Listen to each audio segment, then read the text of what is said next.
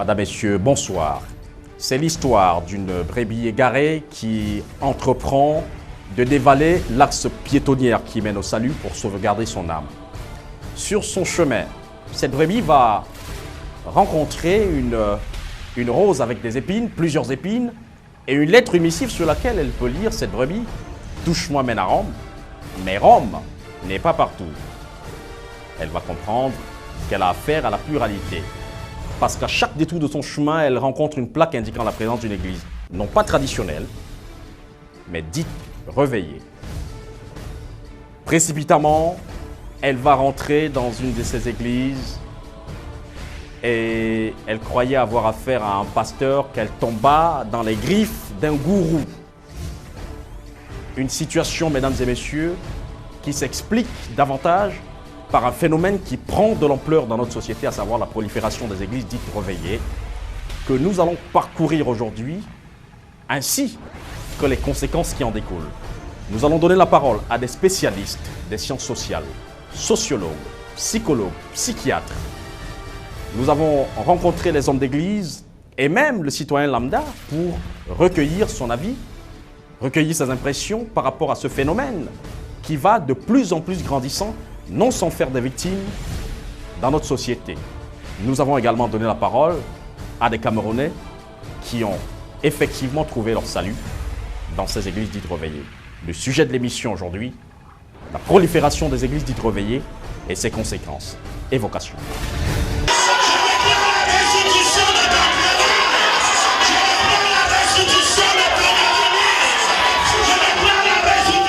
Je voudrais dire qu'en tant que pasteur d'une église dite de réveil, le message que nous prêchons, c'est déjà le message de l'espoir, le message d'assurance. Nous faisons comprendre aux gens que Jésus-Christ est vraiment vivant et qu'il est la solution à leurs problèmes. Je pense que beaucoup de collègues pasteurs à travers la nation font le même travail, celui de faire comprendre aux gens que Jésus-Christ est vraiment mort pour leurs péchés. L'armée divine est en marche. Pour le moment, seul le pasteur a gagné sa partie. Fédéré autour de lui des brebis égarées, des brebis l'âme en peine, constituant une foule à l'assaut du miracle. Ils interjectent et disent « Amen » quand le pasteur lance un « Au nom de Jésus ». Ils sont fidèles pour la plupart, des hommes à la recherche d'un travail, d'un amour ou d'un sentiment d'importance que la réalité leur a refusé. Après avoir vécu 23 années de ma vie, j'ai demeuré insatisfait surtout à l'égard de Dieu. Et je me suis mis à chercher quelque part où je pouvais être certain de servir Dieu sérieusement et de savoir que Dieu aussi, il m'agrée. Parce que dès mon jeune âge, j'ai développé une certaine passion pour Dieu. Et tout ce que j'avais fait jusque-là me laissait insatisfait. J'ai connu beaucoup de stress, j'ai connu beaucoup de peine et beaucoup de douleurs que je ne parvenais pas à gérer. J'ai connu qu'à l'âge de 7 ans, j'ai perdu mon papa. Et dans une famille de 7 membres où il revient sur la maman de vous élever, et très jeune que nous étions même la maman, je crois que quand on traverse, on passe par beaucoup de maux et on passe par beaucoup de peine et surtout beaucoup de larmes. J'ai été tellement tourmenté, j'ai été fini là où je sors. Mon problème n'avait pas été résolu. Je suis un enfant de Dieu né de nouveau depuis, mais j'avais une maladie, une malédiction à moi qui ne pouvait pas découvrir. Mais quand je suis arrivé ici, Dieu a parlé. Dieu a révélé les choses qui se sont avérées exactes. Aujourd'hui, je suis à 3 mois. Mais ce que j'expérimente vraiment, c'est un homme de Dieu. Bon, ils ont donc fait des choses à moi que quand j'ai l'argent, ou bien les marchés que je pouvais faire, je ne pouvais pas réussir. Les gens que je rencontrais, je n'avais pas la faveur. Moi, aujourd'hui, c'est autre chose. Maintenant, ceux qui ne voulaient pas me voir, me voient. Là où je ne pouvais pas mettre les pieds, je mets. Des femmes à la recherche du bonheur, d'une grossesse, d'un époux, de la guérison ou simplement d'une oreille qui pour elles n'existe qu'ici, et résolument des enfants au fait de leur vulnérabilité. Au 2e trimestre, ma fille a commencé à être malade. Elle fréquente au lycée de Nilon. À chaque fois, elle tombait à l'école. On m'appelle, madame, votre fille est tombée. Venez rapidement prendre votre fille. J'ai dit, ok, c'est venu. Je sors de la maison, même sans porter même des chaussures, je cours prendre l'enfant. On part à l'hôpital, on fait les examens, rien. Là, elle avait mal au cœur, elle ne comprenait rien. Elle tombe, elle devient toute pâle. Vendredi, on est venu ici à la prière de délivrance et on a prié pour elle. Là, étant assise, je lui ai dit, mais le prophète a demandé de se lever et soulever les mains, que tout le monde... Elle me dit, maman, tu comprends, je sens une voix me dit, est-ce que tu m'aimes? Est-ce que tu m'aimes? Je réponds, oui, oui. Ça lui a donné le courage de se lever. Et là, directement, elle a vomi. Vomi. Et à la sortie, je suis partie rencontrer le prophète avec elle. Il a imposé les mains, il a prié. La première fois, on m'avait d'abord opéré, j'ai perdu l'enfant. Maintenant, quand j'ai porté la grossesse de celle-ci, ils m'ont dit, il faut qu'on t'amène. On est allé quelque part. On nous a dit que si on ne travaille pas sur toi, tu vas perdre même le bébé là et même toi. Qu'il y a quelqu'un qui t'a mis sur une table et tout ça. Bon. Je suis venue, j'ai expliqué, j'ai appelé le pasteur, je lui ai dit. Il m'a dit, il faut que je le rencontre. Je l'ai rencontré, il a dit, évidemment, il y a ces choses-là. Mais on va combattre par la prière, par la foi. On a commencé à prier. Le jour que je suis même allée accoucher, je suis arrivée à l'hôpital samedi. J'avais les douleurs. Après, je suis arrivée à l'hôpital vers 11h. Vers 15h, les douleurs ont disparu. Les docteurs ont dit même qu'ils ne savaient pas qu'est-ce qui se passe. Est-ce que je sens encore? Mais dit non.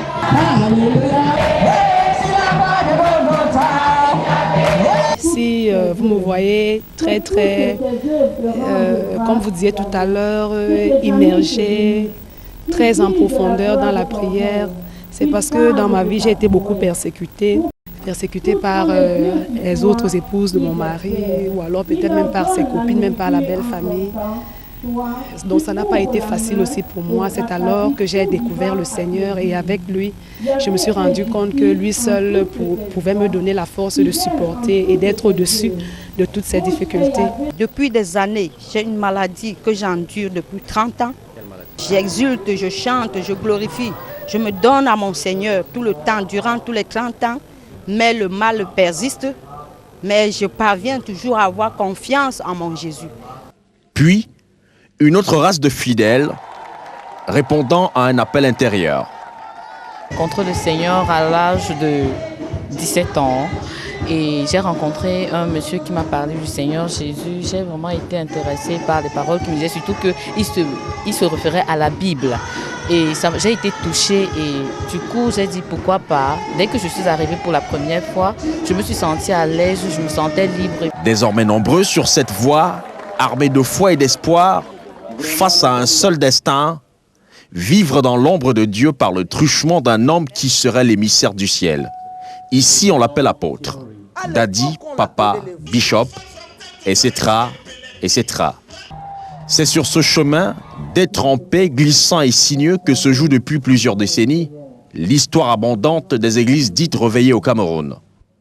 Or, la situation aujourd'hui, même si le rôle de ces congrégations à choix multiples, reste de démocratiser la religion, le christianisme et de garantir à travers sa mission pastorale et ses œuvres le salut de l'être humain, et il n'en demeure pas moins qu'elle pousse ces églises dites réveillées comme des champignons, laissant émerger des églises clandestines qui se créent au mépris des textes et lois en vigueur, notamment le décret présidentiel numéro 99/53 du 19 décembre 1998, modifié par la loi 99-001 du 20 juillet 1999, portant libération des associations au Cameroun. Selon des informations recueillies au ministère de l'administration territoriale, seulement 22 d'entre elles sont autorisées à exercer au Cameroun. Depuis plus de 20 ans, aucune autorisation irrelative n'aurait été délivrée, nous révèle notre source. D'après nos enquêtes, ces congrégations, chapeautées pour la plupart par des étrangers originaires du Nigeria, de la RD Congo, du Ghana et bien d'autres pays de l'Afrique de l'Ouest, existent et prolifèrent sous la coupe des églises autorisées à exercer. La montée en puissance des églises dites réveillées provient de ce qu'on appelle généralement la modernité. Il y a une mise en avant de la modernité, c'est-à-dire la liberté que l'on donne dans la société aux différents groupes de choisir librement, chacun en ce qui le concerne, sa religion, son église, et donc de s'épanouir à l'intérieur. Cela est une manifestation même de la vie démocratique de notre pays qui consacre ce qu'on appelle la liberté du culte. Conséquence, il est maintenant impossible au Cameroun de parcourir un seul mètre sans croiser sur son chemin une plaque indiquant la présence d'une église dite de réveil avec des dénominations plus ou moins intrigantes. Le temple du feu et des miracles, le temple des guérisons miraculeuses de Jésus-Christ, Jésus soigne le sida, venez voir Dieu, temple de la résurrection, l'épée de Dieu, etc., etc.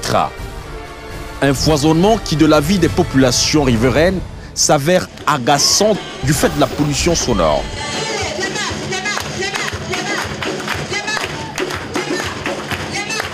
L'église là, c'est une église qui devrait chercher un emplacement où il n'y a pas de gens.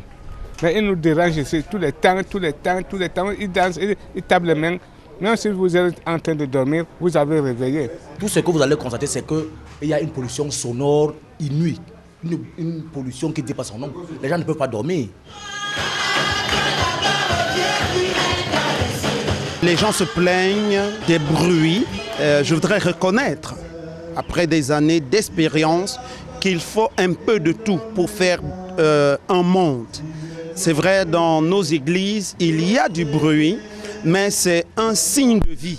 Et ayant été libéré du péché, vivant une vie beaucoup plus de satisfaction, d'assurance.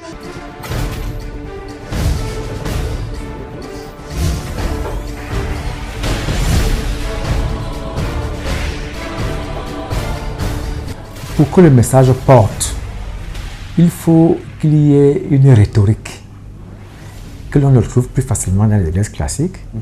Mais celui qui produit la rhétorique montre à travers la gestuelle qu'il est lui-même emporté, qu'il est lui-même envahi, qu'il est lui-même pénétré par l'esprit. Il veut convaincre.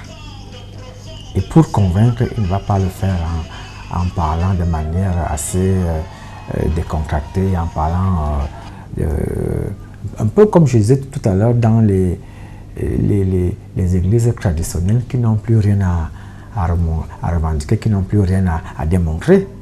Est-ce que c'est parce qu'on crie le plus, hein, parce qu'on gronde le plus, parce qu'on martèle davantage que la parole de Dieu est reçue, acceptée, intériorisée? C'est une question que je pose et je me dis que la délivrance de la parole de Dieu est plus sobre, plus discrète. Personnellement, ce n'est pas parce qu'on crie le plus que le message me retient. On a quand même des pasteurs pentecôtistes ou des nouvelles églises qui ont un discours qui est plus attrayant que nos messes à nous du dimanche. Il faut quand même qu'on y réfléchisse. Et les gens qui quittent l'église catholique, par exemple, pour entrer chez ces pasteurs, c'est bien parce qu'aussi, ce n'est pas uniquement parce que c'est des idiots, des imbéciles, c'est parce qu'ils ont bien trouvé quelque chose là-bas qui est attrayant. Alors maintenant, il est clair que je pense, moi, personnellement, que tu as beaucoup de pasteurs pentecôtistes qui sont des gens qui sont des charlatans spirituels. Hein, moi, j'aime beaucoup la référence biblique de Matthieu 7, 21, qui dit « Ce n'est pas celui qui dit Seigneur, Seigneur qui entrera dans le royaume des cieux, mais celui qui fait la volonté de mon Père. » Un foisonnement qui laisse place à l'existence des pasteurs qualifiés de gourous, s'étend au fil de nos enquêtes, révélés être des acteurs principaux dans des films d'horreur, déroulant parfois des scénarios hautement abjects. Des pasteurs s'étant au nom de Jésus-Christ, rendus coupables de pratiques mystiques, d'adultère, de vol, de viol, de sodomie, de trafic de drogue et d'organes humains. Moi aussi, ce monsieur en question m'a proposé des relations homosexuelles. J'ai pas cru, c'est à ce moment où j'ai vraiment compris de quoi il s'agissait et j'ai voulu quitter cette église. J'ai très vite, je me suis très vite séparé d'eux, mais j'ai pas pu convaincre ma petite sœur de se séparer parce que elle elle avait déjà été affectée mentalement. Il brasse des milliards sur le dos des fidèles qui s'appauvrissent pour, dit-on, plaire à Dieu. Le bilan est lourd. Plusieurs familles aujourd'hui, nos enquêtes le démontrent avec force, sont détruites du fait qu'un seul membre de ces familles aura croisé un pasteur d'un autre genre sur son chemin. J'ai quelqu'un qui m'est cher, qui est décédé d'une maladie connue au niveau de l'hôpital et on l'a convaincu. On a convaincu que c'était une maladie lancée par son époux. Et vous vous rendez compte de ce que ça peut créer comme zizanie dans une maison. Pourtant, les gens continuent de fréquenter en masse ces églises à origine douteuse. Ceci aux grandes dames des églises dites traditionnelles. Le leitmotiv, naître de nouveau, donner sa vie à Jésus-Christ, même en y laissant des plumes. Pour ces damnés du salut, c'est la croyance qu'on pourra revenir vivant du combat qui aide à affronter la mort. Canal Détective se charge d'enquêter pour cette édition au cœur de ce phénomène de société qui prend de l'ampleur au Cameroun. La prolifération des églises dites réveillées et ses conséquences. Reportages, témoignages, révélations, enquêtes, éclairage des spécialistes au menu.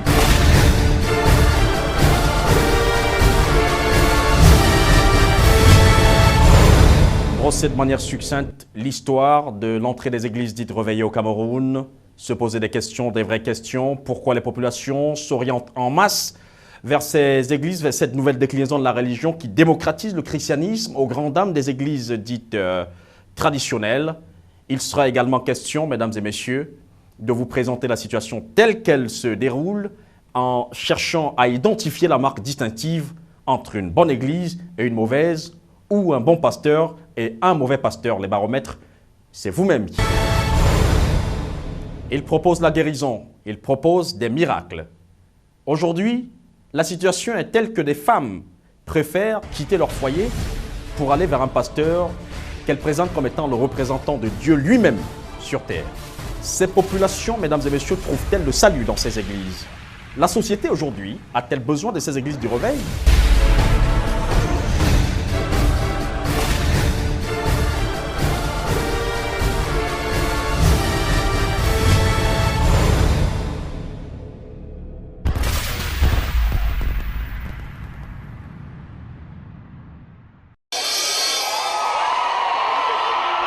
Le pentecôtisme existe au Cameroun depuis plus d'un demi-siècle. Les régions premièrement marquées par cette mouvance religieuse, qui commémore la descente du Saint-Esprit sur les apôtres, furent celles du nord-ouest et du sud-ouest. Elles sont de proximité avec le Nigeria voisin où l'essor du pentecôtisme n'est plus à démontrer. Ainsi débarquent en terre camerounaise des apôtres et autres missionnaires, grands orateurs, implantant des congrégations nouvelles et doués d'une faculté particulière de prêcher l'évangile avec passion. Pour recruter le plus grand nombre de fidèles, ceux-ci organisent sur la place publique des grandes croisades d'évangélisation avec plusieurs séances de délivrance et de guérison miraculeuse. Du coup, des foules incroyables à l'assaut du miracle inondent leur chapelle.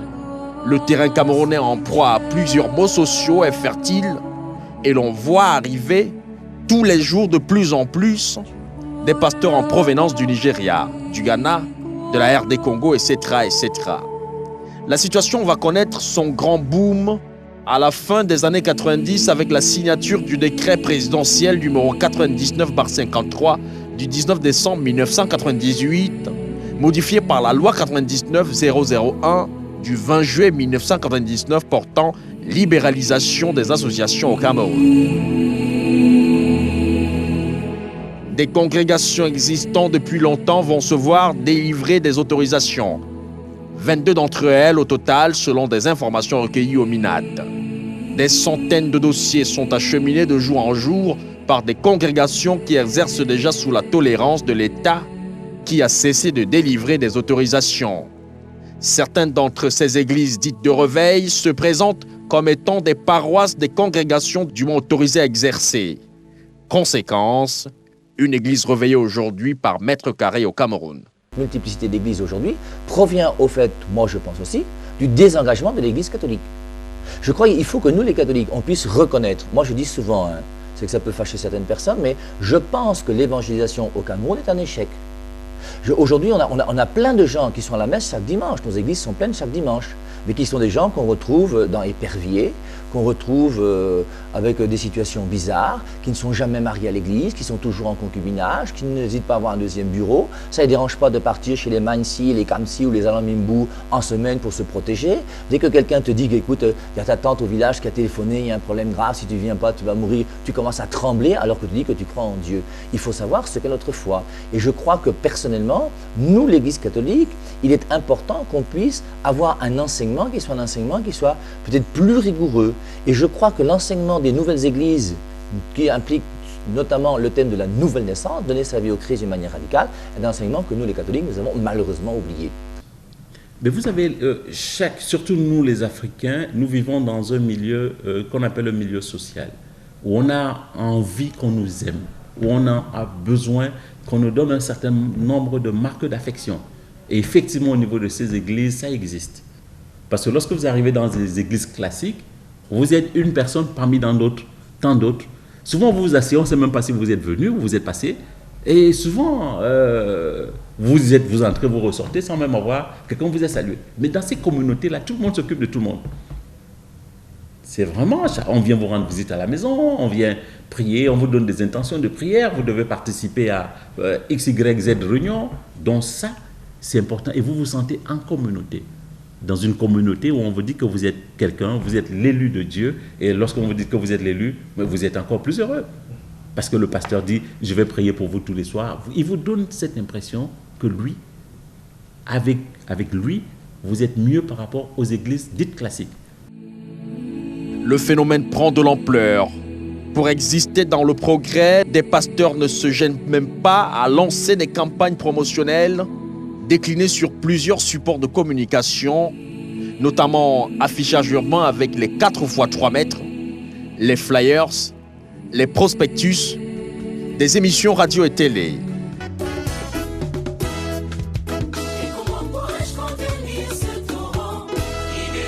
Pourquoi tu es toujours stationné? Viens, la prophétesse te parle ce matin. Viens et tu ne seras pas déçu. Quand tout ce qui sort dans ma bouche, dis que c'est vrai et la parole va se réaliser. J'ai l'onction à te donner ce matin. J'ai l'onction de mariage. Toi qui cherches le mariage des années coulées passées, les hommes ne viennent que partir. Ils viennent que partir. Aide-moi à vivre. Au lieu que l'homme vienne te demander la main, l'homme vient jouer avec toi. Mais j'ai un ainsi dit l'Éternel pour toi. Certaines églises réveillées sont déjà propriétaires de chaînes de stations radio, des chaînes de télévision, voire de supports écrits. La concurrence est tellement rude que pour faire face à cette menace qui pèse désormais sur l'essor des religions dites traditionnelles, l'Église catholique a créé des caravanes d'évangélisation pour affronter les églises dites réveillées.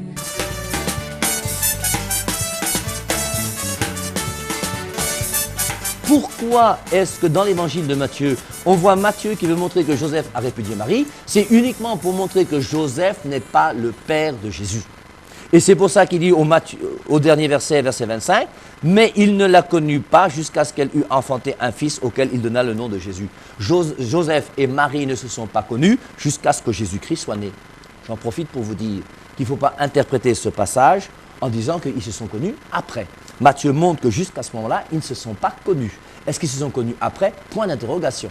Malgré tout, l'Église réveillée prend des fortes proportions et des congrégations se créent de jour en jour. Ce dimanche, à Douala, un pâle soleil illumine le quartier BP Cité. Nous sommes dans la capitale économique camerounaise. Il est 10 heures dans cette banale case faite en béton et dont la salle de séjour fait office de temple d'une église dite réveillée. Celle-ci, située à quelques enclabures de l'université d'État, existe depuis quelques semaines seulement. À l'intérieur, des fidèles, les bras en l'air. Leurs traits sont plus ou moins décontractés et la même satisfaction tonitruante marque leurs gestes fortement présents. Ils s'abandonnent avec frénésie à une mélodie qui s'échappe de la batterie. L'instrument de musique que joue dans un coin de la pièce le chante à l'œuvre.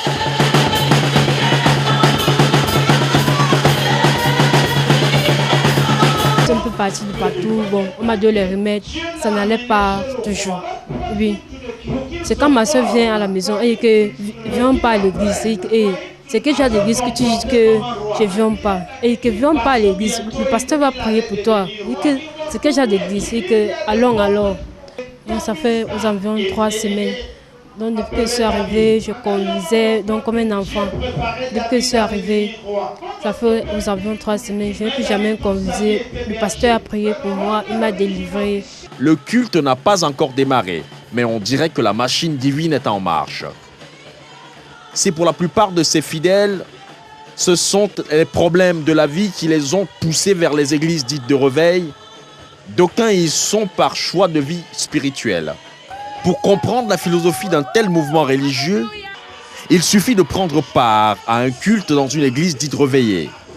Ici, on observe que les pasteurs sont avant tout des fins psychologues. Ils ont une parfaite connaissance des phénomènes de l'esprit, une parfaite connaissance spontanée des sentiments d'autrui. Ils peuvent même prévoir les comportements de celui-ci avant d'analyser ses états de conscience et de sentiments. C'est la raison pour laquelle l'espoir est l'unique formule qui exprime pour ces pasteurs une réelle vérité d'expérience ou un conseil de sagesse pratique. L'espoir représente donc pour les pasteurs des églises dites réveillées le cœur et le véhicule de l'expression manifeste de la marche du fidèle vers son salut. Sauf que sur cette voie étriquée, ce dernier qui pleure à chaudes larmes en implorant le Seigneur, s'appauvrit quand le pasteur s'engraisse. Cette image nous le démontre avec force. Il prêche le pasteur et le fidèle, emporté par son discours, se dépouille de leur argent pour que la bénédiction vienne à eux, comme si dans le cercle de son action, la parole réalise dans ces églises ce qu'elle affirme. On trouve du même phénomène un gourou qui arrive et qui crée sa religion et qui, par moult moyens, parvient à transverser le message en montrant qu'il y a une rite de sacrifice qu'il faut faire. Il faut donner pour recevoir. Donc, pour que vous puissiez avoir quelque chose, il faut un don. Ce n'est pas seulement un don de soi, par les présences, par la participation, mais les dons passent aussi par d'autres moyens qui sont très souvent des moyens financiers, qui sont très souvent, parfois on vous demande un terrain, parfois on vous demande... Bon, les fidèles ont le sentiment qu'à travers ces dons, ils vont recevoir quelque chose. Mais disons qu'en réalité, il y a beaucoup de phénomènes qui se passent auprès de ces églises. Lorsque ces pasteurs pensent que vous avez un peu de moyens, ils entrent un peu plus dans ce couple-là pour essayer de pouvoir soutirer à leur profit un certain nombre de biens familiaux, dont une personne qui est fragile n'a plus la lucidité pour savoir que ça, je suis en train d'exagérer et ça, je ne peux plus le faire. C'est pour ça qu'un bon entourage familial aide toujours les patients. Mais lorsqu'ils essaient de diviser, c'est pour mieux... Ils se portent comme des censures en réalité. C'est ce qu'ils font auprès des populations. Vous allez voir que la plupart des gens qui sont dans ces églises-là, on essaie toujours de les diviser, de les faire sortir de leur famille pour que les gourous, on préfère même, il ne faut même pas les appeler des pasteurs, ce sont vraiment des gens de gourous spéciaux. Là, ils ont la personne à leur merci et puis ils font ce qu'ils décident. Pour récolter encore plus d'argent, ces églises dites réveillées multiplient quotidiennement des cultes et demandent la dîme à leurs fidèles, 10% de leurs revenus. Mais les personnes qui sont très souvent exploitées, on les coupe de la famille sans les couper du milieu professionnel parce que le milieu professionnel est une source. On prie pour ceux qui ont 1000 francs, on prie pour ceux qui ont 100 francs, on prie pour ceux qui ont 100 000 et vous êtes obligé de venir et après vous devez donner les offrandes par rapport à ça. Turpitude quotidienne de certaines églises dites réveillées ne sont pas l'unique pâture des pauvres et des illettrés. Même des riches se donnent pour conseil spirituel des pasteurs des églises réveillées.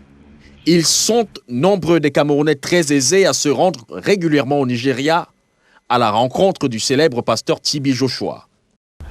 Les riches vont très souvent pour des rites de purification, des rites purificatoires, à la recherche d'une bénédiction, à la recherche d'une force occulte qui viendra davantage booster ce qu'on a déjà comme énergie, ce qu'on a déjà comme acquis, hein, mais aussi pour faire bonne conscience. Et je veux mettre en garde aujourd'hui ceux qui écoutent pour leur faire comprendre que tous ces gens qui vous annoncent des prophéties, qui vous annoncent des miracles et qui chassent les démons partout comme on essaie de voir, je mets en tête Tibi Yushua, qui pour moi est un charlatan spirituel à sa chaîne de TV Emmanuel, et tous les autres petits frères qu'il a aujourd'hui qui pullulent partout. Au regard de toutes ces observations, il faut dire, et les experts l'expliquent davantage, que la prolifération des églises dites réveillées au Cameroun serait liée à l'ensemble des phénomènes sociaux attachés à la souffrance. Ces églises réveillées prennent source dans le désarroi, l'angoisse des populations à la recherche de nouveaux repères. À la recherche de nouveaux repères, le fait religieux, le sentiment religieux devient de plus en plus fort au fur et à mesure que l'horizon semble bouché pour beaucoup d'entre eux, et notamment en ce qui concerne les questions liées au chômage et à l'emploi, ou du moins au chômage et à l'inemploi. N'oublions pas la crise économique entraîne un certain nombre de désordres, de souffrances individuelles, un certain nombre de régressions sociales, un certain nombre de difficultés que les gens n'arrivent pas. Or, l'homme est un animal social, il doit vivre dans une société avec laquelle il interagit. Il a besoin de travailler, il a besoin de gagner de l'argent, il a besoin d'envoyer les enfants à l'école, il a besoin de tous ces besoins-là. À partir du moment où il ne peut plus assumer ses besoins, il y a un problème. À partir du moment où il ne peut pas avoir et aller dans une structure où il peut se soigner, ça devient un problème. Souvent, à l'église, on te dit qu'on va prier. Et dans ces prières-là, effectivement, on peut prier parce que la prière se permet. Tu es en communion avec d'autres personnes, tu as l'impression, ça te donne l'impression que tu vis dans une société où on peut s'occuper de toi. Mais le problème, l'arbre qui cache la forêt, c'est que ces gens-là, ils prennent toujours les choses des autres. La femme, l'enfant, les populations vulnérables à la merci de ces bonbons pasteurs que les spécialistes qualifient sans gêne de gourous. Une personne qui est fragile n'a plus la lucidité pour savoir que ça, je suis en train d'exagérer et ça, je ne peux plus le faire. C'est pour ça qu'un bon entourage familial aide toujours les patients. Mais lorsqu'ils essaient de diviser, c'est pour mieux... ils se portent comme des censures en réalité. C'est ce qu'ils font auprès des populations. Vous allez voir que la plupart des gens qui sont dans ces églises-là, on essaie toujours de les diviser, de les faire sortir de leur famille pour que les gourous, on peut faire même, faut même pas les appeler des pasteurs, ce sont vraiment des gens de gourous spéciaux. Là, ils ont la personne à leur merci et puis ils font ce qu'ils décident. Pour prendre leur proie en otage, ils procèdent d'abord à un lavage de cerveau avant de rompre tout lien entre ceux-ci et la société. Et cela se traduit donc par une espèce de captation de ces individus à travers des séances de prière, parce qu'il n'y a pas que les prêches du dimanche. Hein. On développe davantage les séances de prière et on cherche à séparer l'individu de son milieu primaire, de sa famille. Et une fois qu'on lui fait comprendre que son père, sa mère, sa vraie famille, c'est l'Église, à travers le Seigneur aussi, à partir de là, donc, on peut commencer à faire le travail de matraquage qui est celui du lavage du cerveau. Et on va vous dire, donnez tout. Et on utilise d'ailleurs les thèmes bibliques. Hein. Si, comme disait le Christ, si quelqu'un vous demande votre manteau, donnez-lui aussi votre tunique. Comment comprendre qu'aujourd'hui, contre les préceptes bibliques, prescrivant à tout homme d'honorer son père et sa mère, des enfants arrivent à renier leurs parents, les traitant de sorciers pour se fier, accorder entièrement leur confiance à un pasteur sans foi ni loi. Des femmes abandonnant leur foyer, maudisant leur époux pour se confier à des pasteurs sans foi ni loi. Et malheureusement, c'est terrible, parce que tu vois aujourd'hui des familles qui sont divisées au nom de Jésus-Christ. Tu vois une femme qui commence à abandonner son mari. ses enfants. Et elle dit qu'elle est chrétienne. Mais quelle chrétienne? Ça n'a pas de sens. J'ai vu un jour dans un lycée où je faisais la catéchèse, une jeune fille, je crois de 3e, qui disait carrément au surveillant général, j'étais là présent, que son père et sa mère sont des diables, parce qu'elle a découvert la vérité. Quand on commence à vous enseigner des choses pareilles, moi je ne vois plus dedans l'évangile de Jésus-Christ. Des familles entières sont aujourd'hui éclatées de ce fait. L'histoire du psychiatre en service à l'hôpital La Quintine de Douala, le docteur John Jean-Louis Raymond, accusé par son fils adoptif, Bel Kofran Belomon, d'avoir volé le corps de son épouse à lui, le psychiatre, Dame Kofran Rose Rachel, décédée le 7 juillet 2011 en France, en dit long à ce sujet. Maintenant en désaccord avec ses enfants et sa belle famille, le docteur John serait accusé d'être mystiquement à l'origine du décès de sa femme, au centre de la déchirure. Un pasteur une fois de plus, dit le docteur John. Chaque personne qui souffre est une personne qui est dans une sorte de difficulté. Il regresse à peu près au stade infantile. Il a besoin de s'accrocher sur quelque chose de fort. Et n'oublions pas qu'une personne qui se noie peut s'accrocher même sur un serpent. Et souvent, c'est ce que s'apparente ce genre d'église où les gens ils n'ont pas la connaissance, ils n'ont pas l'instruction nécessaire, où quelqu'un se réveille un beau matin, il pense qu'il a causé avec le bon Dieu et il peut décider sur la vie des uns et des autres. Or, j'ai quelqu'un qui m'est cher, qui est décédé d'une maladie connue au niveau de l'hôpital et on l'a convaincu. On a convaincu que c'était une maladie lancée par son époux. Et vous vous rendez compte de ce que ça peut créer comme zizanie dans une maison. Selon un article publié à ce sujet le 26 juillet 2011 par le journal Le Messager, le sieur Belomon, fils adoptif de Dr John Jean-Louis Raymond, l'accuserait de n'avoir pas respecté les dernières recommandations de sa mère, Dame Kofran. Selon cet article, la défunte aurait consigné dans un testament, celui numéro 75-43, du 8 juin 2011, à l'étude de Maître Pascal N.P., que sa dépouille ne soit pas remise à son mari en cas de décès. Or, dans cet article, le sieur Belomon précise que le décès de sa mère survenu en France, c'est lui qui aurait pris toutes les dispositions pour que la dépouille arrive au Cameroun par l'aéroport international de Simalène, à Yaoundé. Et de poursuivre qu'il a été surpris qu'au niveau d'Odza, le cortège funèbre soit interpellé par les forces de l'ordre et le corps, sur instruction du procureur de la République, placé à la morgue de l'hôpital gynéco-obstétrique et pédiatrique de Yaoundé. Et lorsque j'ai rappelé l'hôpital quelques jours plus tard, raconte-t-il dans le même article, j'ai été surpris que l'on me raconte que le corps de ma mère avait disparu. Dans un souci d'équilibre, la version du docteur John Jean-Louis Raymond est également considérée dans cet article.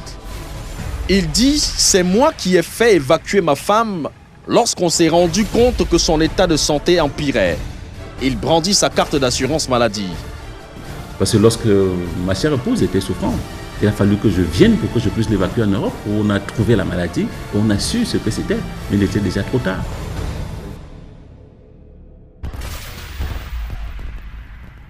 Je m'apprêtais à aller récupérer sa dépouille lorsqu'un ami m'a appelé pour me dire que la dite dépouille avait déjà été embarquée dans un vol en direction de Yaoundé. Par la suite, il nous est revenu que son fils voulait inhumer mon épouse nuitamment à Yaoundé. Il ne peut pas dire que j'ai volé le corps de mon épouse. Je suis allé, muni d'une ordonnance, du parquet prendre le corps et le placer en lieu sûr. Mon épouse et moi étions en séparation de corps et non divorcés, argue-t-il. On fait faire un testament alors qu'il savait que ma femme n'était pas dans les dispositions pour le faire. Mon conseil va s'attaquer à ce testament qui est faux et qui va dans tous les sens, précise le docteur John. Si le docteur John Jean-Louis Raymond affirme que c'est un gourou de pasteur qui aurait foutu le boxon dans sa famille pour qu'un tel testament plus ou moins faux voit le jour, la justice fera son travail. Canal Détective tient à préciser, à toute fin utile, que le testament en question que nous avons parcouru met plutôt en cause ses qualités d'époux et de père de famille. D'où cet extrait. En cas de mon décès, j'interdis que ma dépouille soit remise à mon époux, Dr John Jean-Louis Raymond, et enterrée dans son village. Ma dépouille sera remise à mon fils Belkofran Olivier Joseph, qui m'enterrera à côté de ma mère à Yaoundé ou dans ma famille paternelle. Je m'oppose à ce que la garde de mes enfants, notamment celui qui est encore mineur, soit confiée à mon époux en raison de la maltraitance qu'il nous a fait subir, nous rejetant et nous privant de tout bien matériel et assistance financière.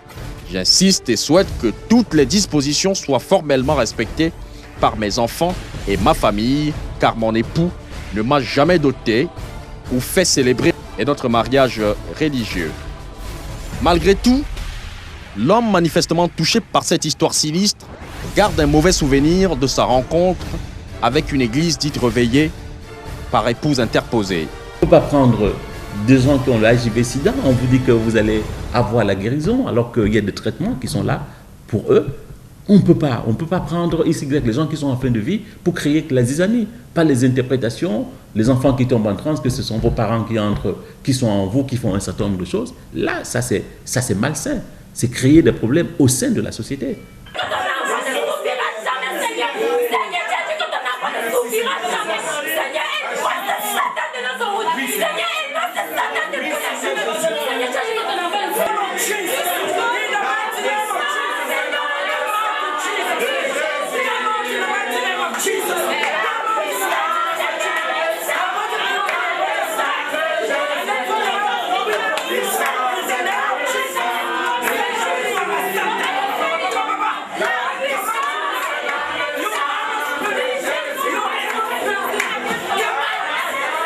Pareil pour le jeune Lucas, qui a vu sa vie basculer ainsi que celle de sa sœur cadette devenue folle dans une église dite réveillée après le décès tragique de ses parents. Il n'y a pas longtemps, j'ai perdu mes 2 parents, dans un accident de circulation. Et à la veillée de ce décès, on a reçu un pasteur à la morgue de l'hôpital à Quintini qui nous a proposé ses services par rapport à la messe de la veillée. Service que nous avons accepté. Et 2 semaines après l'enterrement de mes parents, on a continué à recevoir la visite de ce pasteur. Nous avons trouvé cette visite très confrontante, moi et ma sœur cadette. Et quelques temps après, il nous a proposé, moi et ma sœur, de rejoindre son groupe, son église, qui est située au quartier Misoké, Makepe Misoké. Après avoir commencé à fréquenter cette église, j'ai commencé à constater certaines pratiques pas très normales, des pratiques telles que les prières tardives qui se faisaient dans une obscurité, sans lumière. Pendant ces prières, on pouvait observer des pratiques telles que les attouchements, ce que je n'ai pas très bien apprécié. Et des attouchements, c'est-à-dire des gens qui se comportaient comment? Les gens s'accouplaient, parce que ce sont les informations que nous avons eues pendant nos enquêtes. Il s'agit des accouplements de type sexuel. De type sexuel, c'est-à-dire caresser des femmes et puisqu'il y avait de l'obscurité, on ne pouvait pas très bien deviner ce qui se passait, mais c'est des accouplements de type sexuel. Ouais. Et moi aussi, ce monsieur en question m'a proposé des relations homosexuelles. J'ai pas cru, c'est à ce moment où j'ai vraiment compris de quoi il s'agissait et j'ai voulu quitter cette église. Je me suis très vite séparé d'eux, mais je n'ai pas pu convaincre ma petite sœur de se séparer parce que elle avait déjà été affectée mentalement. Qu'est-ce qu'elle est devenue aujourd'hui? Aujourd'hui, elle a perdu ses capacités mentales et on ne peut pas la laisser sortir puisque elle se déshabille toute nue pour marcher, elle ne raisonne plus bien. Et le pasteur? Et le pasteur, ça fait longtemps, on ne trouve plus le pasteur. Ce pasteur, ça fait longtemps, il a quitté le quartier, là où il habitait. Et c'est impossible de le trouver. On a cherché plusieurs, on s'est renseigné.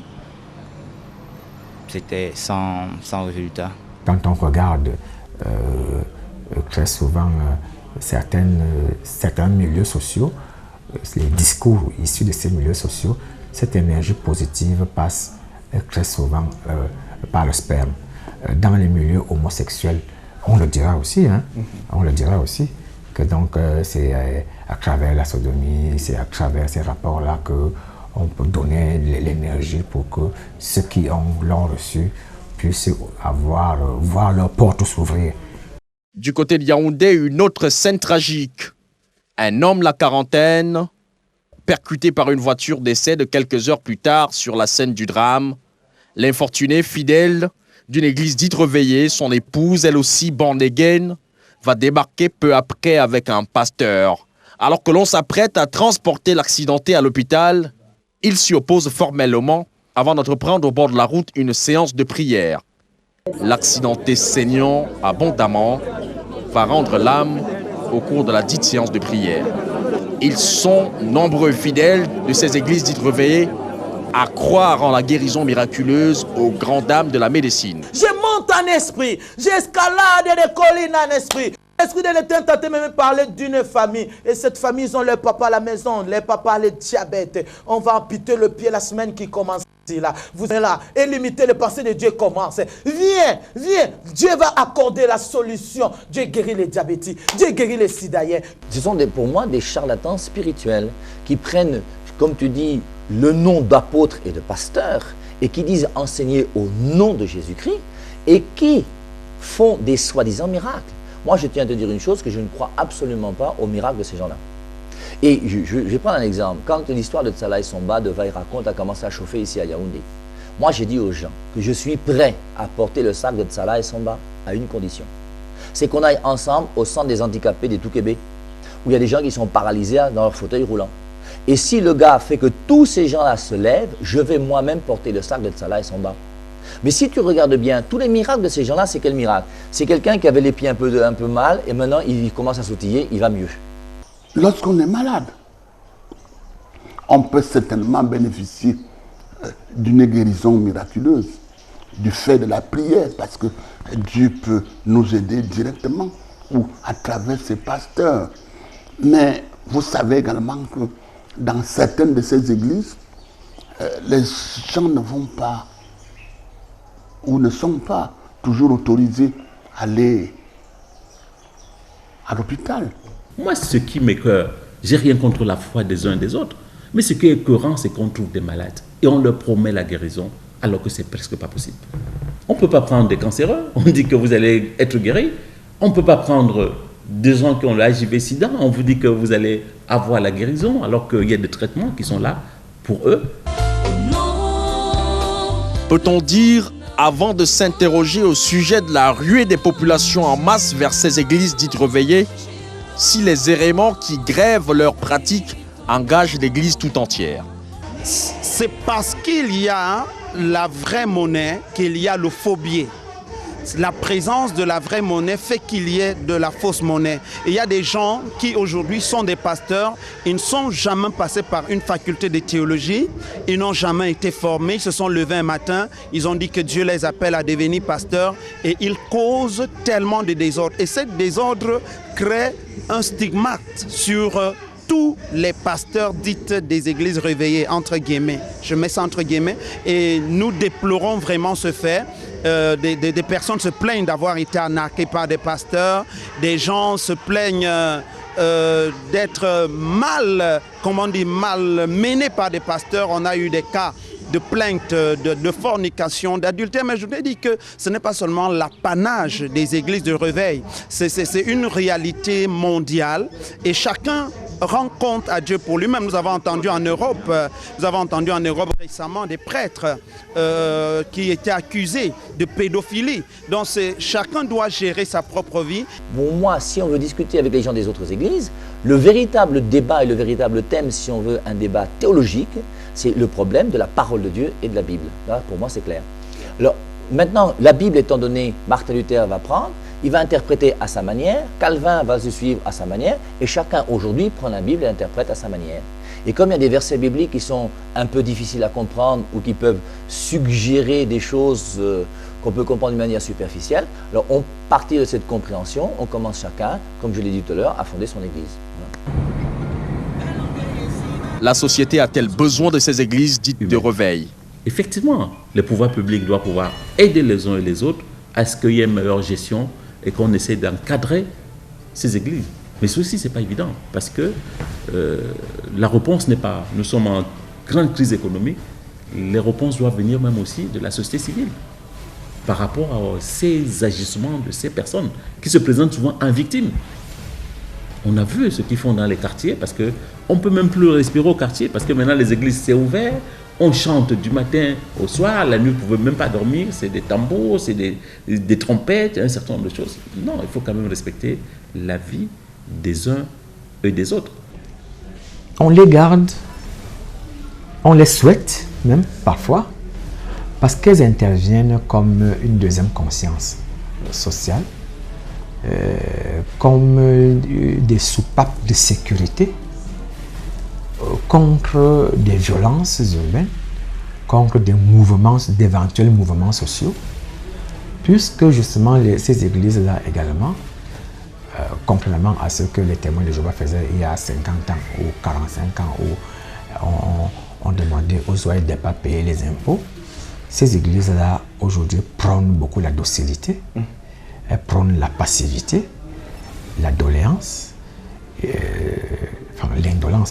l'indolence, et donc profitent beaucoup au pouvoir public qui voit derrière ça, elle, très souvent, comme je disais tout à l'heure, des soupapes de sécurité contre toute forme de violence organisée. Qu'est-ce qu'une église, selon moi? C'est le peuple des élus à marge le salut plénier de leurs âmes. Personnellement, je compare l'église comme une école. Prenez le cas de ceux qui préparent le CPE. Ils sont inscrits à l'école catholique, à l'école de Mokolo, à l'école privée du Repiquet, etc. Et ils suivent des cours, pas des maîtres différents. Évidemment, les programmes sont les mêmes, tout comme d'ailleurs les exigences pour croire en Dieu sont les mêmes, puisque c'est toujours la même foi, le même amour pour les autres, pour Dieu, et des actions et des œuvres qui doivent effectivement nous définir comme chrétiens.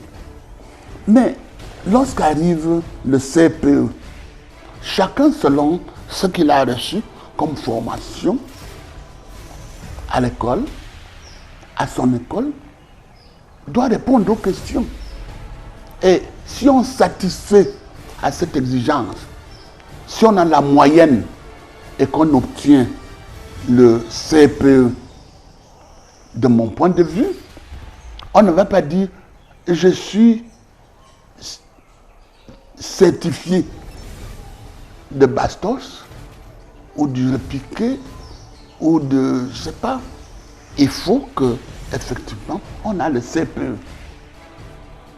Par conséquent, si dans ces églises, on croit vraiment en Dieu, si dans ces églises, on fait la volonté de Dieu et qu'on aime ses frères en essayant de tout faire pour respecter les lois et la volonté de Dieu, tant mieux. Mais si les pratiques sont telles qu'on empêche les hommes d'aller vers Dieu, j'ai parlé du peuple des élus, Là, il y a un problème. Il faut que les gens se respectent. Mais au-delà de tout, il y a l'amour. Il y a la foi en Dieu. Quand je dis l'amour, l'amour du prochain et aussi l'amour de Dieu. Il y a la confiance en Dieu. Il y a un certain nombre de vertus cardinales que nous devons partager tous en nous respectant les uns les autres et en essayant de ne pas donner l'impression que parce qu'on appartient à telle ou telle église de réveil, hein, les autres sont dans l'erreur.